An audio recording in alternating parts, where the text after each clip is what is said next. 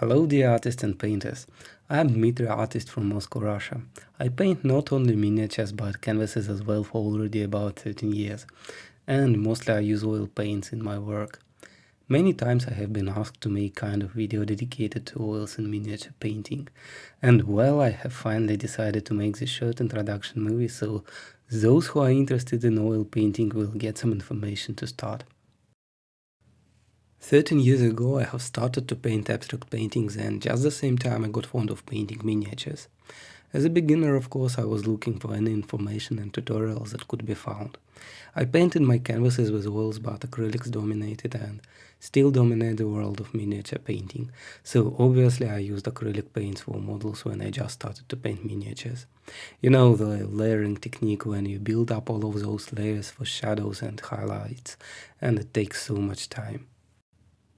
At the same time, when I painted canvases with oils, it took seconds to blend two or more colors, so I quickly converted from using acrylics to oils for painting miniatures.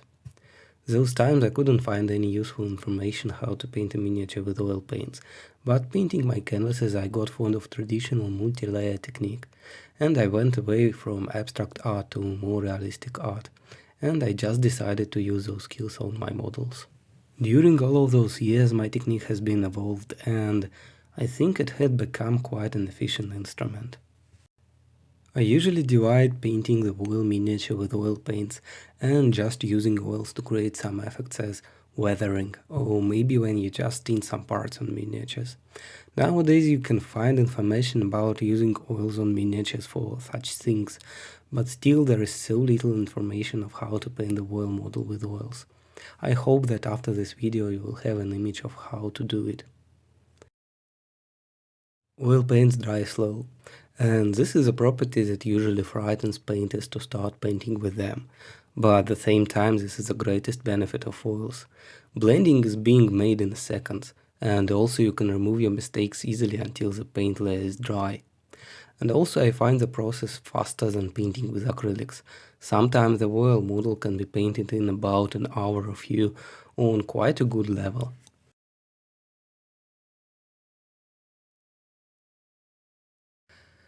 So let's start with the materials you will need. And some words about oil paints. At first sight it should be quite easy, you just buy the colors you would like to use, but in fact it's much more complicated. From my experience, buying some random paints is the first mistake that is made by painters who start with oils. The first and the most important thing you should know is that oils can be transparent, semi-transparent and opaque, and usually it concerns pigment itself. So let's say if you dilute your modeling acrylic paint with water, it will make it transparent. We can say so, but in fact the pigment in the paint still would be opaque. Paints with transparent pigment work a little bit different way. Such pigments work like a tinting glass or kind of a filter. Masters of the past could create real magic using transparent pigments on their canvases, but modelers sometimes even try to avoid them. If they are used not properly, it can cause some slattern brush strokes left that looks dirty on the model you paint. And in this video I will show you how to use them. Oil paint tubes are marked with rectangle. If it is black, it means that the pigment is opaque, and if the rectangle is empty, it means that the pigment is transparent. If the rectangle has a cross line or half black, half empty, it means that the pigment is semi-opaque or semi-transparent. Usually such paint leaves pigment grains in the layer, and it can be used for creating some textures or special effects, but usually I try to avoid them when I paint miniatures. The next thing is quality ranges. Almost all manufacturers have at least two ranges, student or studio range, and the second one professional or artist range of paints. For miniatures, I really highly recommend you to use higher grade paint. They are much more loaded with pigments, so your layer would be more accurate and saturated. And of course you will enjoy the painting process much more. As I said before, I paint not only miniatures but canvases as well.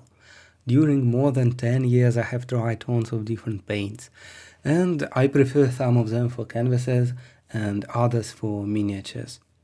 The most recommended brands for miniatures are Schmincke and Old Holland, but at the same time they are the most expensive. Don't be afraid. Usually the basic palette consists of 12-15 colors and it will be enough for you to paint almost anything you would like to. Also, if you use those tubes only for miniatures, they will serve you for several years. I have some tubes that I am using for already about 5-6 years and they are not empty still. So it's like one-time investment and you can forget about buying new paints for several years. Schminke has two professional paint ranges, Norma and Mussini. Both of them are very good, top quality and heavy loaded with pigment and they are very saturated. Old Holland has one range. This is also a top quality paint, but the strange thing about this paint is that they don't have transparency marks on the tubes, so you will always need to check the color chart on their site. The next brand is a Russian brand Nevskaya Palitra. They have a professional range of colors called Masterclass, and I would really admit that those paints are top quality. Pay attention to yellow cadmiums, transparent paints, but try to avoid red pigments. And the best thing about them, they are cheaper than Schminke and Old Holland. Royal Talents is another well-known brand.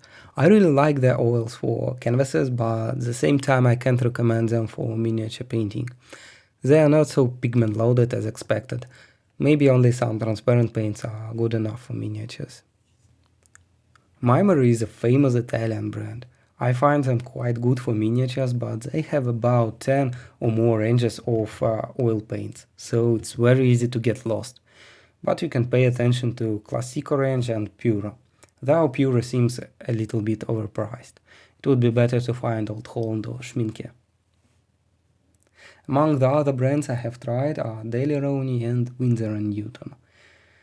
Quite an average paint for miniatures, you can use it, but nothing special to say. I have some tubes of Michael Harding paints, and those that I tried, they are really top quality, but it's hard for me to say about all of the colors they have, because I have tried only about 5 tubes.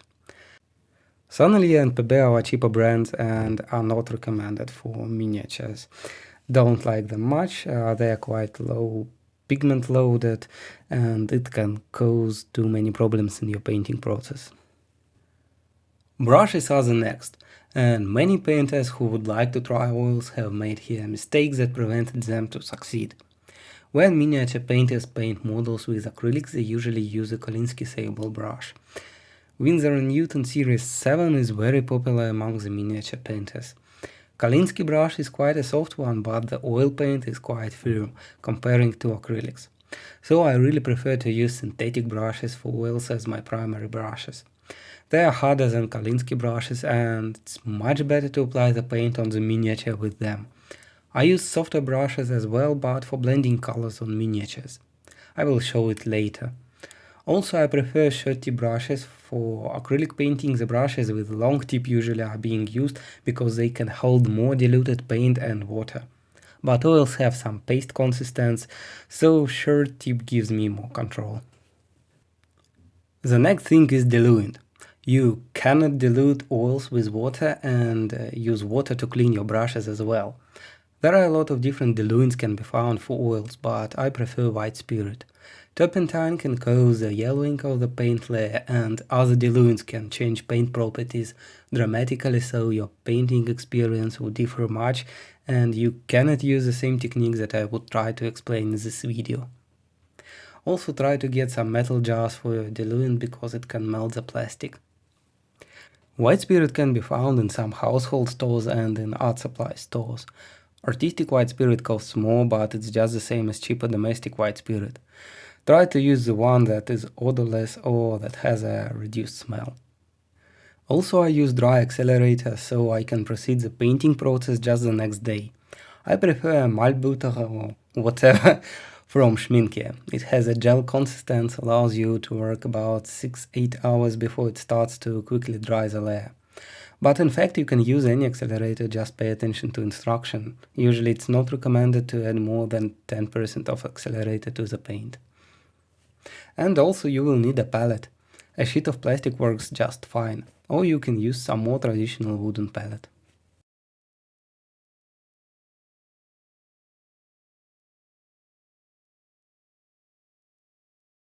And now we proceed to preparation stage.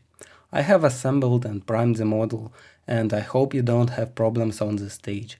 If you are a beginner, there are millions of articles and videos dedicated to the preparation stage. Usually I use two primers to prepare the model.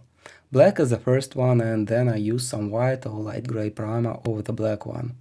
Sometimes I sketch tonal values or some colors with my airbrush. But in this video I decided to show you how you can easily prepare a model if you have only black primer and if you don't have an airbrush. To prepare the model you have to sketch the parts that would be white or very light, red or yellow.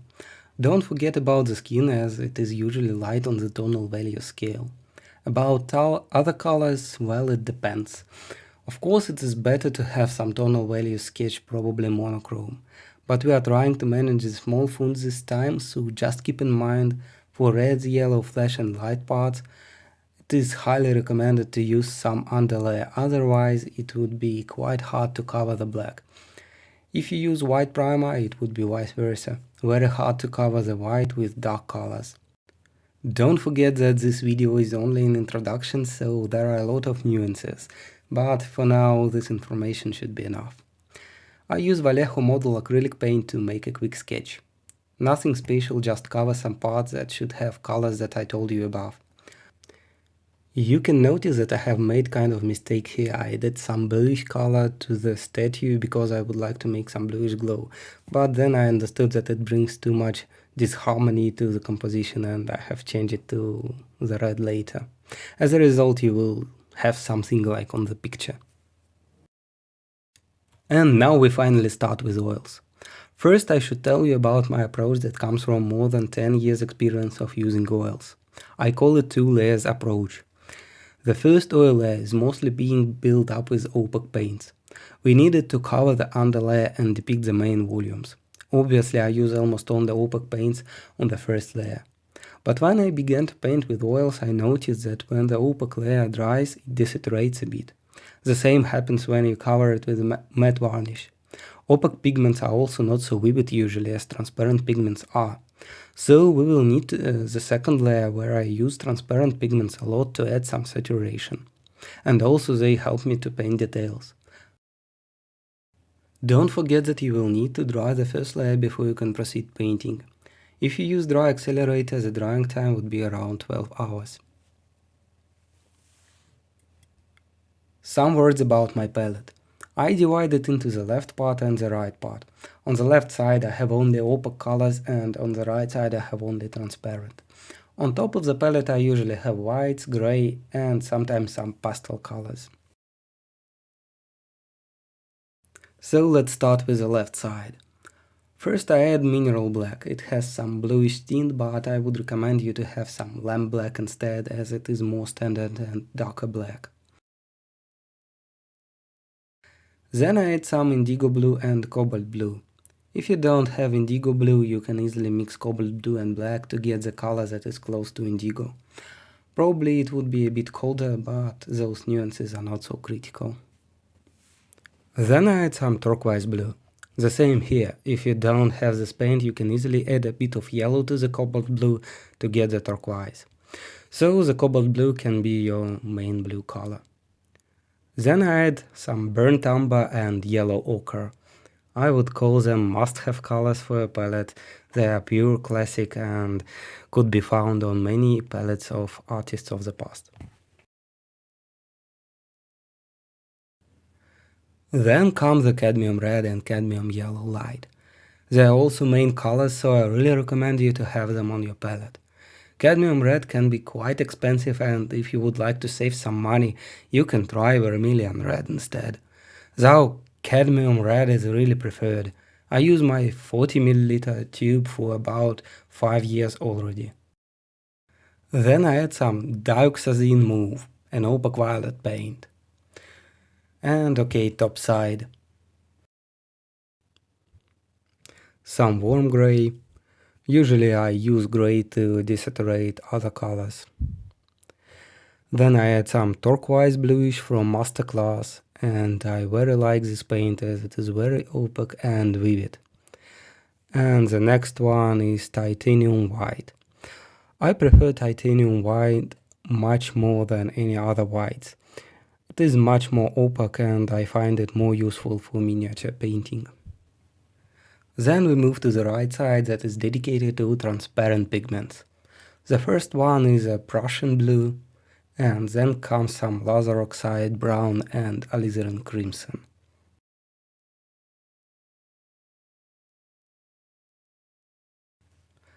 And the final color that I have added is Indian yellow. As I've told you before, on the first layer I will use almost only opaque paints, so I will add some more transparent colors to the palette on the next day.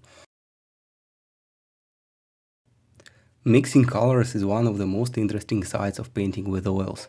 If you use modeling acrylics, you usually have a lot of muddy grayish colors. As you can notice, I try to use the most saturated basic colors because it is very easy to desaturate the color, but it is very hard to make it more vivid. I think I can tell you about color theory and mixing colors for more than 3 hours, but in this video I will try to give you some basic mixtures you can start from. Don't forget that you can find a lot of useful articles on internet dedicated to oil painting. Mostly canvases, but you can use this information for painting miniatures. Also, my basic palette mostly consists of the most classical pigments that were used by many artists. Now I'm mixing the first mixture that I will use to paint the black armor. A very important note, I don't dilute the paint, neither when I mix colors nor when I apply them. This is not a rule. There are several techniques that require the paint to be diluted, but first try to learn how to paint with undiluted paint. When I mix colors, my brush can be slightly wet, but mostly white spirit is used to wash your brush. Don't use just black and white mixture for black. Both of them are not colors in fact. Black is a lack of any color and white has all the colors inside. Something like that. Simplified, of course. So always try to add at least some other paint to this mixture. This time I decided to mix some violet into the shadows and move it to the turquoise bluish light, but still neutral colors dominate. Another important thing, when you make a mixture, always make transition on your palette from one color to another. For example, from the color of your shadow to the color for your lights. Or if, let's say, you would like to mix red and blue to get some violet, the same here. Make transition, don't make just a blob of paint. So you will always have different variations and different tonal values on your palette. Also, you can always move your mixture into the warmer color and cold at the same time. So one you can use to paint direct light and another one to paint reflected light, for example. If you use dry accelerator, add a little bit of it when you make your mixtures.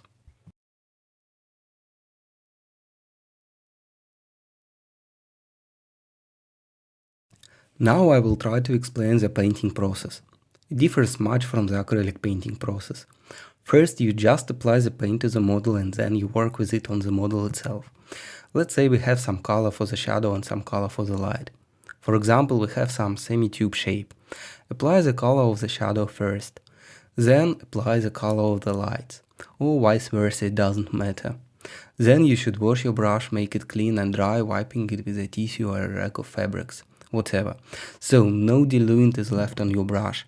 And then start blending those two brush strokes you have on your model. Also you can use a softer brush to blend. Kolinsky sable brush works fine. Your blending brush strokes will depend on the shape. You will notice it on the video later. And also you can try to experiment, there are no rules.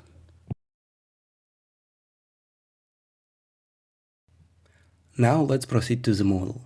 I started with the lights. I apply the light color to every part that should have lights as I think.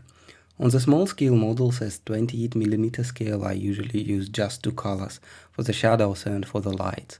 But when I work with higher scale models as busts I divide the shape more classical way, into the shadow, halftone, light, highlight and reflected light. You can also try to use more colors on the small scale model. Maybe you would like to try some violets for the shadow, reds for halftone, yellow for light and bluish for the highlight. Just pay attention to tonal values, they are the most important. When I move my hand with brush out of the camera, I usually clean my brush with a tissue. Now I think you can just watch the process and listen to some royalty-free YouTube music.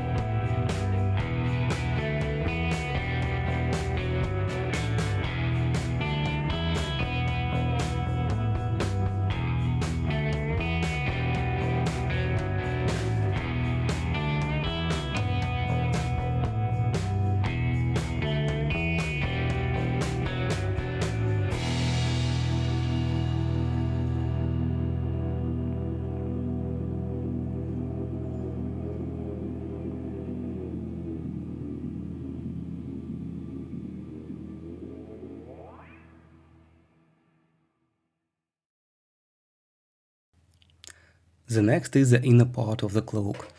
I would like to make it also black, but this time I have made a mixture of black and yellow for the shadows and mixed some greenish mixture for lights. But still neutral grayish colors dominate the mixture. Algorithm would be the same for the rest parts. Apply shadows, lights, and then blend them together. Black and white are quite complicated colors to work with. Usually they cause some problems for the beginners. I already told you to avoid working with pure black and white. But what mixture should you use? First of all, it depends on the local color of the material you would like to depict. Try to find some pictures and analyze how the material reflects the light. Also, it depends on the light conditions. If you don't paint some light effects and imagine your model somewhere outdoors during daytime, try to use cold bluish colors for the light. It happens because bluish sky dome is being reflected. And for shadows, try to use warmer colors to create some contrast. Red color. For reds and yellows I usually add more dry accelerator. In fact, drying time of the paint depends on the pigment used. Keep in mind, yellow and red have the longest drying time. Without dry accelerator they can dry for more than a week. For lights I use just pure cadmium red, and for shadows I use dioxin mauve and added a bit of transparent alizarin crimson. It will work just fine on the first layer because we have a good acrylic underlayer. Red color is also quite complicated to work with. It is very dark itself on the tonal scale, so if you start to highlight it with whites, it will become pink as we call it. Or if you try to keep the saturation and add some yellow, it will become orange. Anyway, it wouldn't be what we call red anymore. So pay more attention to shadows but carefully apply highlights or don't use them at all. But of course it depends on the material you would like to depict.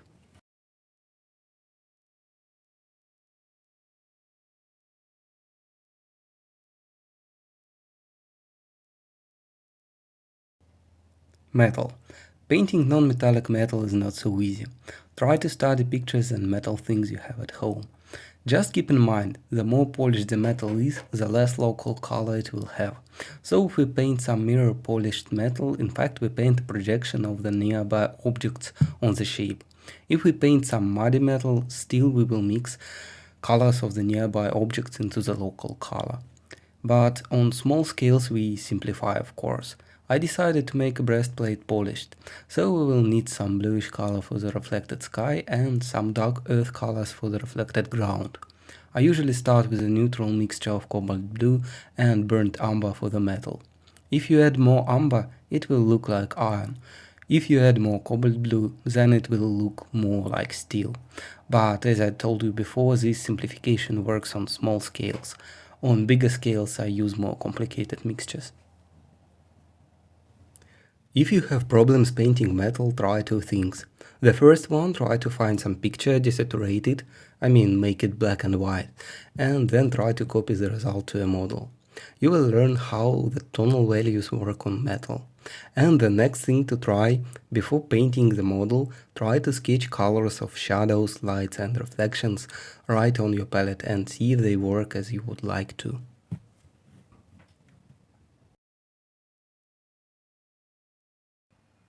Face. As you can see, we don't have any colors that we could rely to skin tone. Of course you can find skin tone paints, but I don't recommend you to do it. Skin colors are very different. They depend on race, light conditions, reflections, subsurface, scattering, and many other things. Just keep in mind, skin is usually very light on tonal scale. Even shadows. If you make shadows too deep, your skin will look undead. Also because of blood and subsurface scattering, the skin is more saturated in shadows than in lights, though it depends on light conditions. For some neutral skin tones you can start with a classical mixture of ochre yellow, red cadmium and white. If your mixture seems too orange, add some grey. For shadows you can make a mixture of burnt umber and cadmium red. Maybe you have seen some schemes on internet about how to divide the face into the red, yellow and cold areas. Well, I have painted many faces and portraits in my life, and I can admit that this is a junk knowledge. Usually those schemes don't work, but making shadows more red and lights more yellow on the face usually work. especially on small-scale models and under some neutral light conditions. So keep on watching how to paint the face and listen to some music.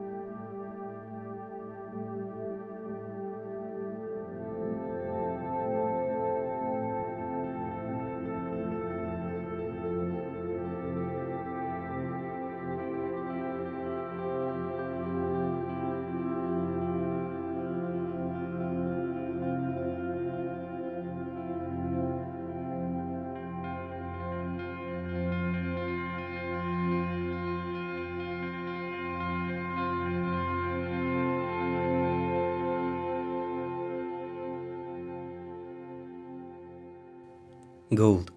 Gold is also a metal, so my advices in previous parts still work.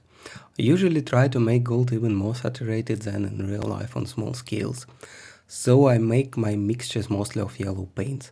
But mixing it with black will give some greenish tint and will desaturate the final mixture a bit. You can watch now how I decided to paint those golden parts and again listen to some music.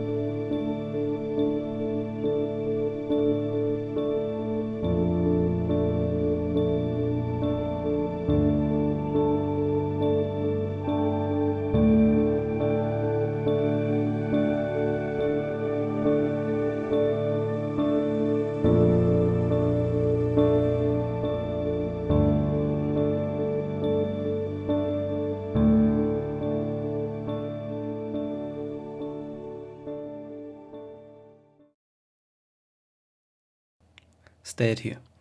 I have changed the bluish color of underlay I had on the statue. First I wanted to make a bluish glow from inside, but then I decided that it brings too much disharmony. I quickly changed the blue for white with acrylics and started to paint the statue with a red glow. I used colors that I already had on my palette. Don't forget that we will also proceed the next day with the next layer, pushing the contrast and painting details.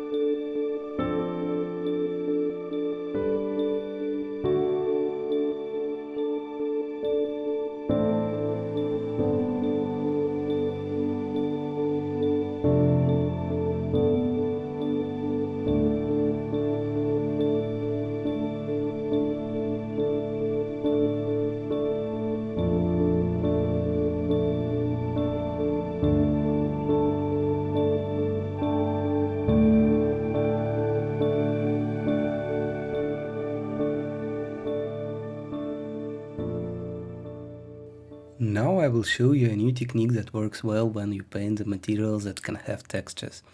You just need to cover the wall detail with transparent color and then mix in the color you have mixed for lights. Transparent paint will leave some texture, and your light opaque color, for example titanium white, will mix with transparent color on the model, creating some texture as well.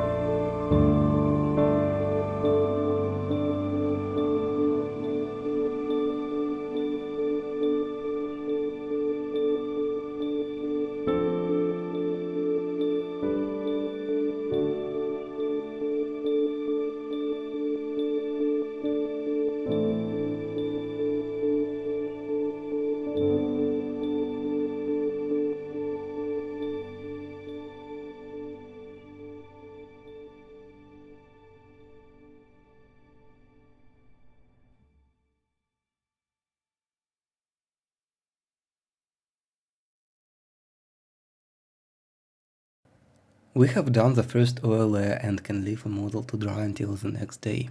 Sometimes it is even enough to have only one oil layer. If you want to create some grim atmosphere, probably there shouldn't be very saturated colors, so one layer would be enough. Also, if you prefer to paint the smallest details with acrylic, then you can varnish the model right the next day. But I also would like to show you how you can work with the oils on the second layer.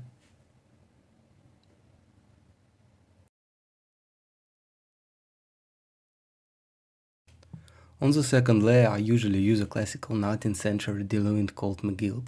If you add it to a mixture, the paint will remain very soft and remain wet consistent for several hours.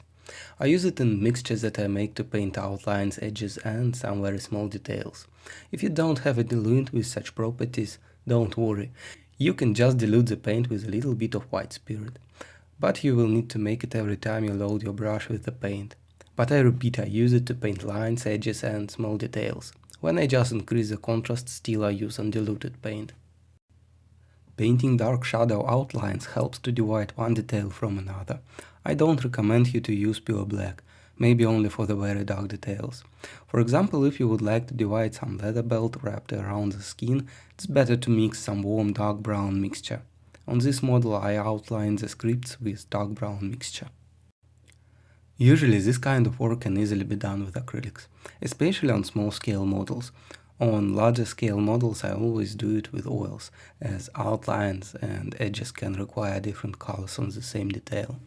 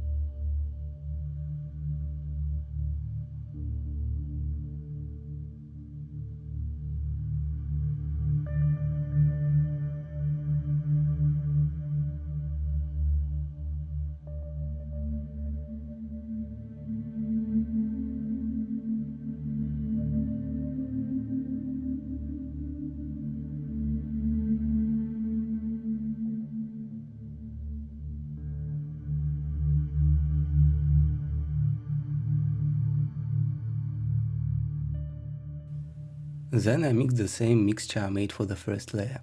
Mostly it is needed to get the same color for the lights. For shadows I will use Payne's Gray that is transparent. It will increase the contrast, making shadows even darker, and also will add some color diversity. You can experiment with transparent paints on the second layer by painting transparent brown over the bluish previous layer, for example. It will create not only the tonal contrast but also the contrast of opposite colors.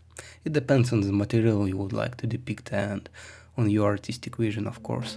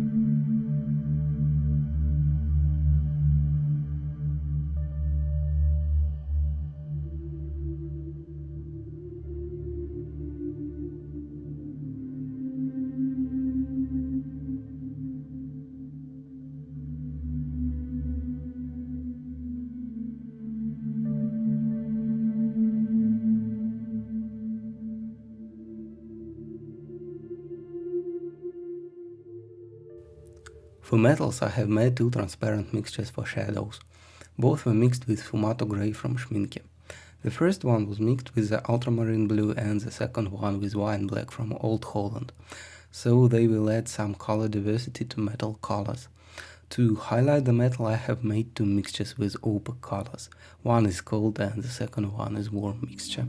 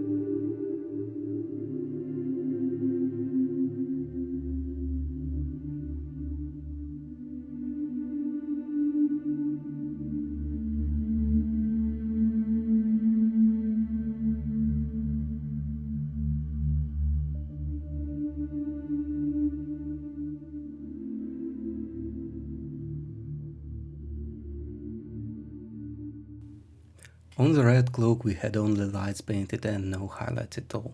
It is okay for the material I would like to depict, but maybe some highlights won't hurt. So I mixed titanium white and a bit of yellow into the cadmium red for highlights. But still I mostly used this mixture to paint edges. For lights I used pure cadmium red, like on the previous layer. For shadows I will use pure transparent alizarin crimson that will refresh the previous layer and will add some saturation.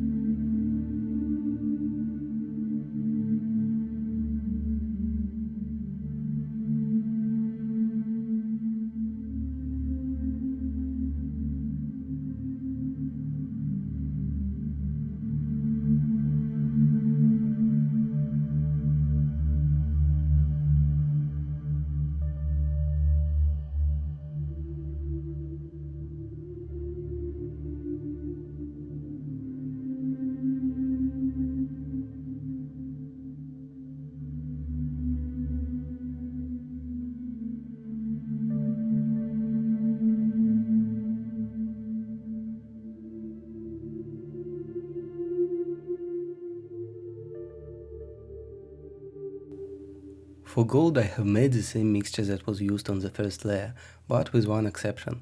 I used transparent wine black instead of opaque mineral black. And also you can notice a new transparent color on the right side of my palette, Laser Gelb translucent yellow from Schminke. In fact, it is very transparent and just will add saturation, leaving the tonal values untouched. If you don't have this paint, can't find it, just try to dilute Indian yellow with white spirit.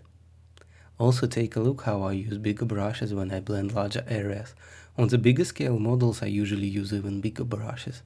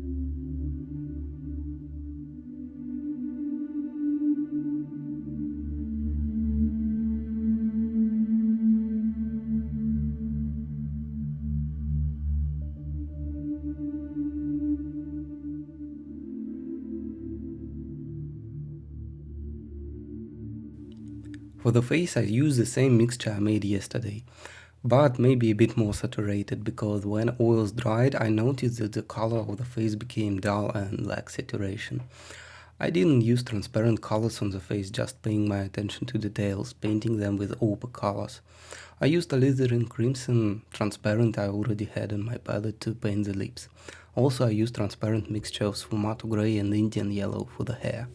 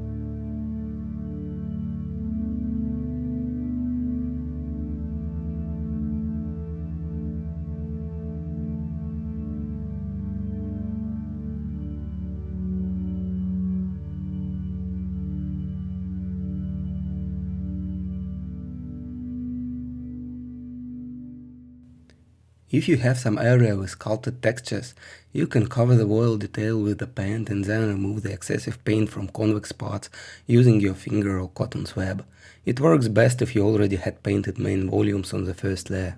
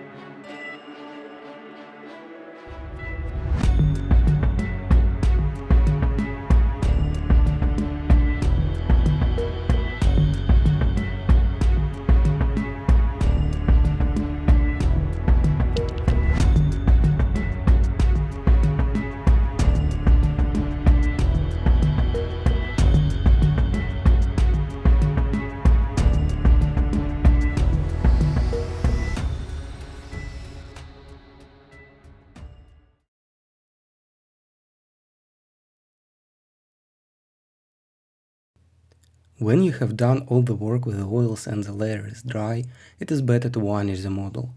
It is not always necessary. For example, if you paint some monsters, sometimes it's even better if they have some oily shine finish. But if you would like to proceed with acrylics, then you have to varnish the model. Acrylic paints don't stick to oil layer without varnish.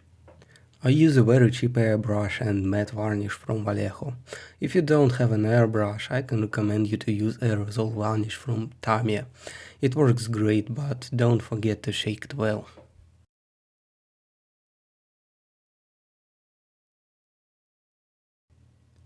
Now I can add some final touches with acrylic paints. I have to say that usually I skip this stage because all the work has been done with oils. But this time, because I was filming, I have missed some details.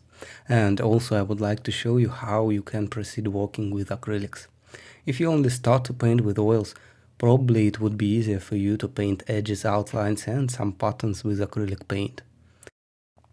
I used Fluo Red from Vallejo for glowing parts and added inscriptions on the scrolls. And then the model is done.